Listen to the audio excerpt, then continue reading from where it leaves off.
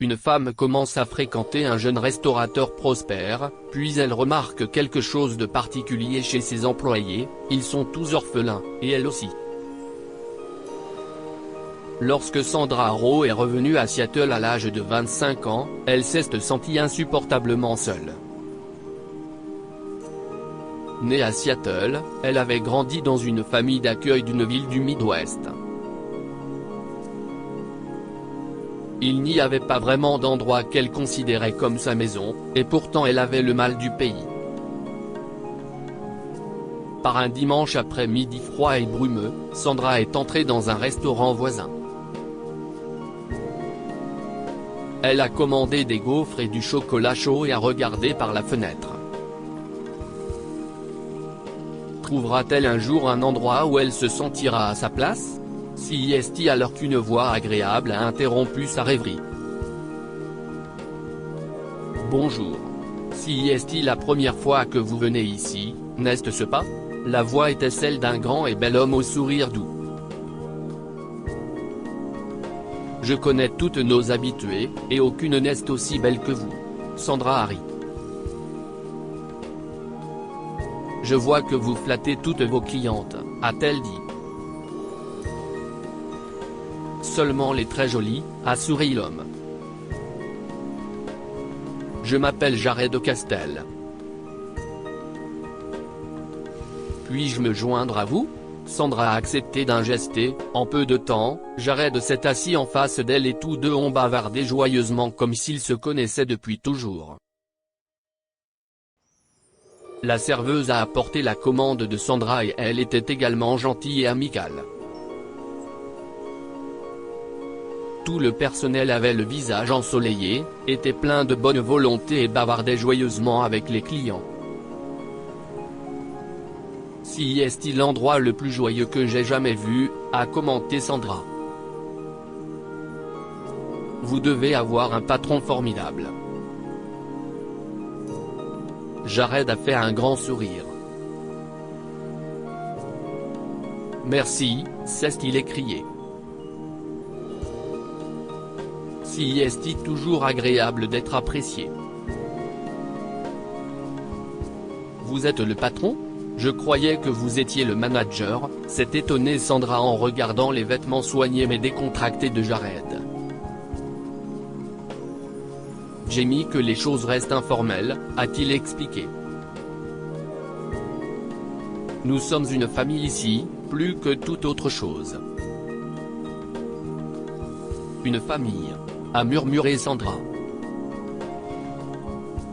Si est-il quelque chose que je n'aille jamais eu. Je suis désolé, a dit Jared sérieusement. Avez-vous perdu vos parents? J'ai été élevé dans un orphelinat, a dit Sandra. Le personnel était gentil, mais je me sentais si seul. Puis, quand j'ai eu 18 ans, je me suis retrouvé à la rue. Les familles ne font pas ça entre elles. La main chaude de Jared a recouvert la sienne et il a dit d'un ton compatissant, non, elles ne le font pas. Je suis vraiment désolé que vous ayez vécu cela, Sandra. Mais vous savez, un jour vous retrouverez votre famille. Je ne suis sûr. Au cours des 6 mois suivants, Jared et Sandra se sont vus souvent, et elle est tombée amoureuse de lui. Jared n'était pas seulement beau, il était gentil, attentionné et surtout humble. À la surprise de Sandra, bien que Jared soit propriétaire d'une série de restaurants, il conduisait une voiture simple et vivait dans un appartement agréable, mais loin d'être luxueux. Et tous ses employés l'adoraient visiblement.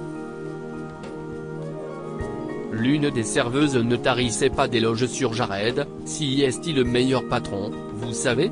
Je n'aurais pas réussi sans Jared. Et votre famille? A demandé Sandra, avec plus de curiosité que de discrétion. Ne vous a-t-elle pas aidé ? La serveuse a secoué la tête. J'ai grandi dans une famille d'accueil. Mes parents. Disons que c'est compliqué. J'étais une enfant très malheureuse quand Jared m'a offert un emploi, mais il a été très patient avec moi. C'est un grand frère extraordinaire. À la surprise de Sandra, une conversation avec le chef a révélé qu'il était lui aussi orphelin. En fait, tout le personnel des 6 restaurants de Jared dans la ville était orphelin. Mais pourquoi ? Jared avait souvent mentionné son père avec beaucoup d'affection, il avait donc une famille. Ce qui est encore plus étrange, c'est que même si l'entreprise appartenait à Jared, tous les employés, y compris Jared, gagnaient exactement le même salaire, ce qui explique le train de vie relativement modeste du restaurateur. Un jour, Sandra a décidé de lui poser la question. Jared, a-t-elle dit, j'ai remarqué que beaucoup de tes employés, eh bien, ils viennent de milieux similaires.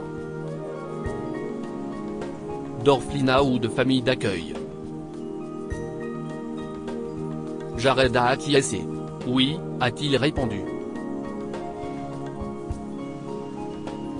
Chaque fois que c'est possible, j'essaie de donner aux jeunes qui sortent du système leur premier emploi.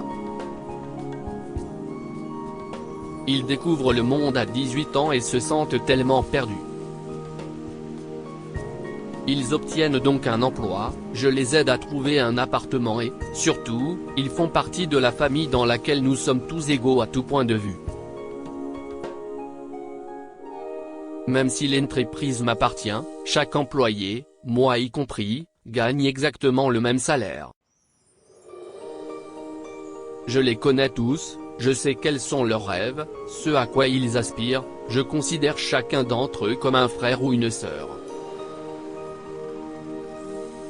Je les encourage tous à étudier, à suivre leur passion et lorsqu'ils passent à autre chose, ils restent tous en contact. C'est incroyable, s'est exclamé Sandra. Cela aurait signifié beaucoup pour moi si quelqu'un m'avait soutenu comme cela quand j'ai quitté l'orphelinat. Jared a baissé la tête. Je suis vraiment désolé, a-t-il dit. Mais j'ai perdu ta trace lorsqu'ils t'ont placé dans une famille d'accueil en dehors de l'État. Sandra a été stupéfaite. Comment ça, tu m'as perdu de vue ? Jared a fouillé dans sa poche et en a sorti un vieux carnet en lambeaux qu'il a tendu à Sandra. Elle l'a ouvert avec hésitation. Les 2 premières pages étaient une liste de personnes qu'elle avait déjà rencontrées dans les restaurants de Jared. Elle a tourné la page, et il y a eu une autre liste, mais cette fois Sandra ne reconnaît aucun des noms. Jared a expliqué, ce sont des enfants qui vont sortir du système et que je vais embaucher. Sandra a encore tourné une page, et voilà son propre nom. Quoi ? s'est-elle exclamé. Qu'est-ce ce qui se passe ? Écoute, a dit Jared à voix basse. Quand j'avais 8 ans, mes parents sont morts dans un accident et j'ai été placé à l'orphelinat. J'avais tellement peur et j'ai eu le cœur brisé que je voulais mourir. Mais une petite fille est venue s'asseoir avec moi et m'a tenu la main. Je ne suis resté que 3 mois à l'orphelinat, mais pendant tout ce temps, cette petite fille était là pour moi. Elle m'a sauvé la vie, et c'était toi, Sandra Haro. J'ai été adopté par un homme merveilleux et j'ai hérité de ses restaurants. J'étais déterminé à aider d'autres orphelins et je l'ai fait, mais je n'ai jamais cessé de te chercher, et un jour, tu es entré. Je t'ai reconnu grâce à tes yeux. Je t'aimais quand tu étais enfant, mais maintenant que je te connais comme une femme merveilleuse et adorable. Je fais ce que je fais à cause de toi, tu as fait de moi l'homme que je suis et je veux que tu sois ma femme.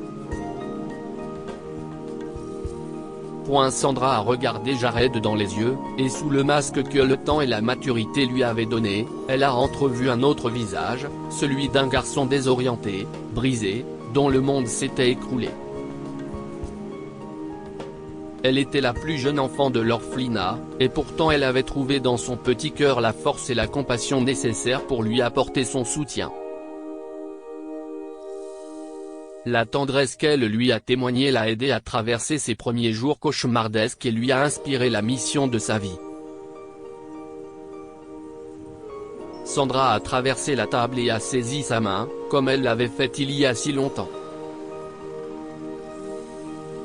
Oui, a-t-elle dit. Oui, toujours oui. Et a regardé les larmes de joie couler sur son visage. Sandra et Jared se sont mariés en présence de centaines d'invités, les personnes qui travaillaient pour Jared et toutes celles qui l'avaient aidé au fil des ans. Ils étaient entourés de la famille que Jared avait créée, inspirés par le don d'espoir de Sandra. Que pouvons-nous apprendre de cette histoire? Le véritable amour se manifeste en un instant et dure toute la vie. Jared a aimé Sandra pour sa gentillesse envers un enfant orphelin, et lorsqu'il l'a rencontrée 20 ans plus tard, il est retombé amoureux.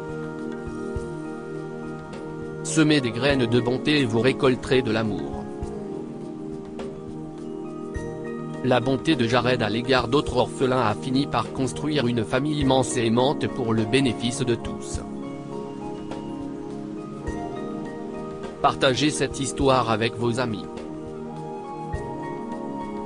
Elle pourrait égayer leur journée et les inspirer.